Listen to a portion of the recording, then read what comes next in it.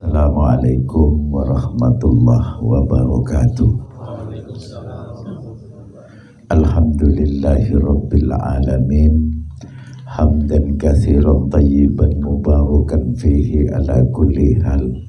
Hamdan yuwafi ni'amahu wa yukafi majidah.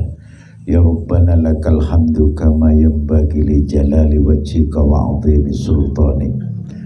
Allahumma salli ala Sayyidina Muhammadin al-Fatihi lima ughliqa wal khatimi lima sabaqa nasiril haqqi bil haqqi wal hadi ila siratikal mustaqim wa ala alihi wa sahbihi haqqa qadrihi wa miqdaril azim. Amma ba'd.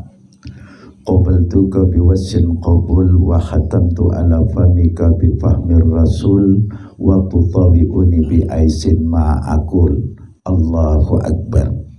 Rabbi shrah li sadri wa yassir li amri wahlul 'uqdatam min lisani yafqahu qawli. Alhamdulillah, puja dan puji syukur senantiasa kita ucapkan dari lisan kita masing-masing atas anugerah yang diberikan Allah. Mudah-mudahan menjadi berkah lisan kita, ucapan kita, sehingga kita menjadi manusia yang bersyukur kepada Allah. Sholawat dan salam tidak akan pernah kita lupakan senyampang nyawa di badan. Karena itu adalah merupakan hal pokok untuk membuktikan cinta kita kepada baginda mulia Nabi Muhammad sallallahu alaihi wasallam.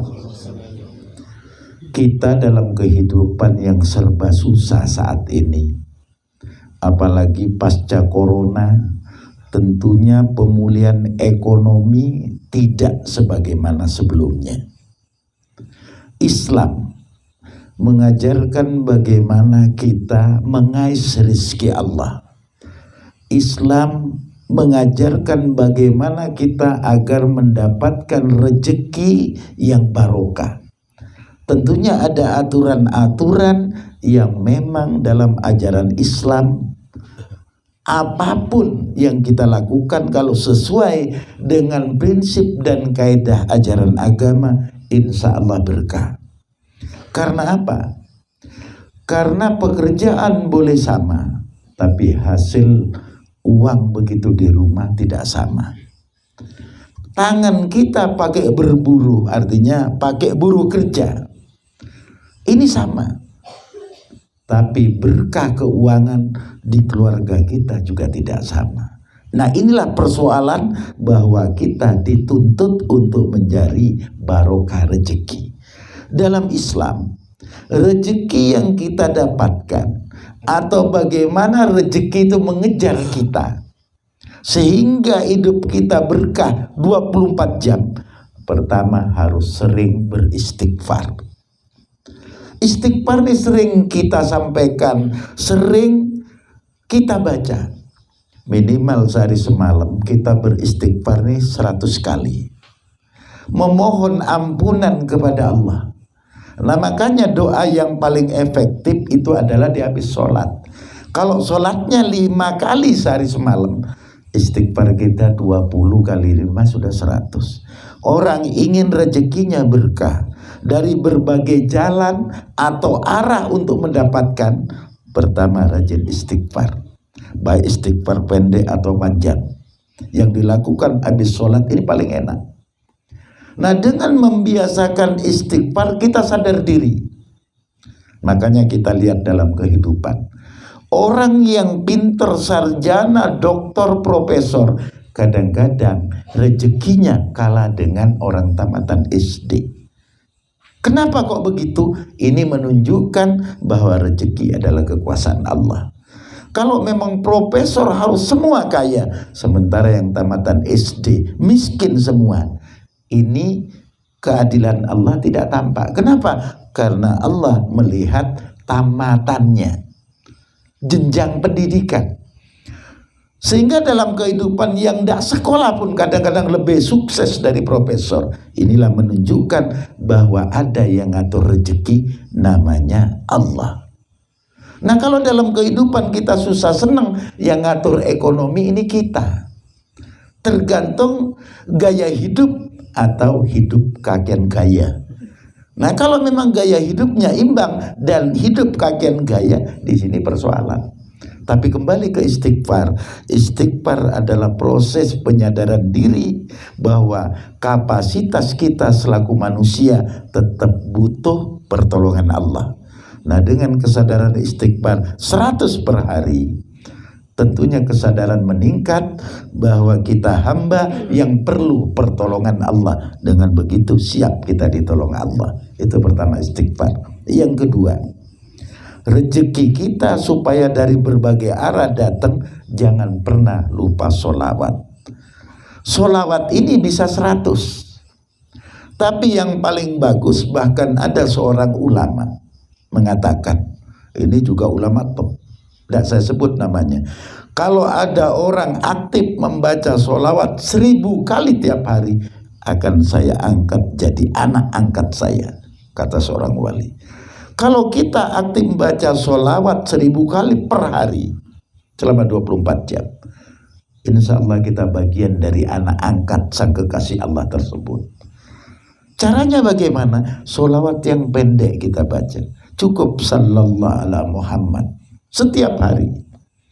Nanti juga ditambah dengan sholawat-sholawat yang lain, sholawat naria, yang apal-apal sholawat munjiat, walaupun standarnya ada 7, sholawat naria standar yang pokok 11 kali.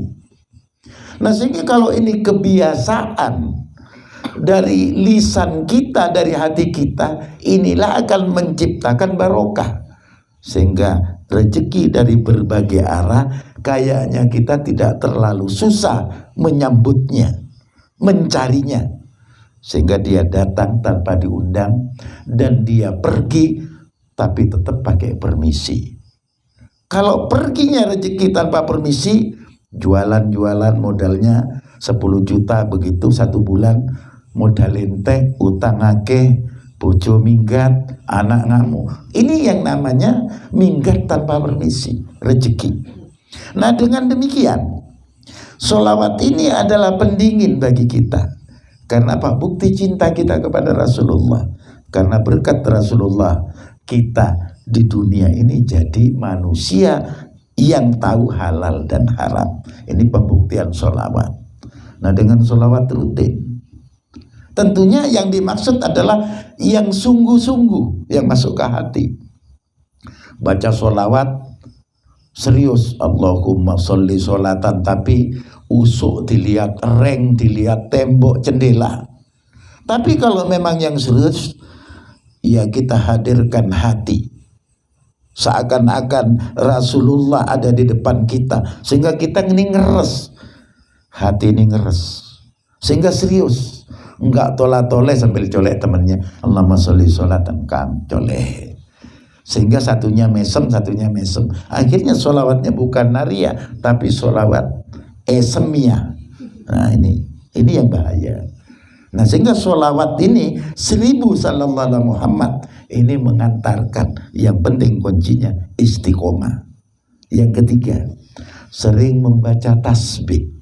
Tasbih ini subhanallah walhamdulillah wala ilaha illallah wallahu akbar, itu kalau habis sholat. Tapi yang dimaksud tasbih di sini adalah subhanallah wa bihamdihi subhanallahil azim astagfirullah. Ini biasanya sholat fajar sebelum subuh, sholat 2 rakaat. Ini yang paling dikejar rezeki. Sholat sebelum subuh 2 rakaat, terus baca tasbih tadi, subhanallah wa bihamdihi subhanallah wa bihamdihi subhanallah azim astagfirullah, baru berjamaah sholat subuh. Bahkan kiai saya dulu pernah ngomong, Kiai Abdul Fattah, kalau ada orang kesusahan hidup dalam rezeki, tolong aja aktif sholat subuh. 41 hari aja laksanakan sholat subuh aktif, istiqomah, akan ada perubahan. Karena di sholat subuh ini disaksikan malaikat, dan sholat subuh ini paling berat. Apalagi melek sampai jam 3:30 melek. Begitu adzan sholat subuh mulai angop, Aku tak istirahat sebentar. Tangine jam 1 siang. Nah ini subuh hilang, penggawean hilang. Akhirnya denger belum lagi istrinya cerewet. Mas sampean ojo turu wae.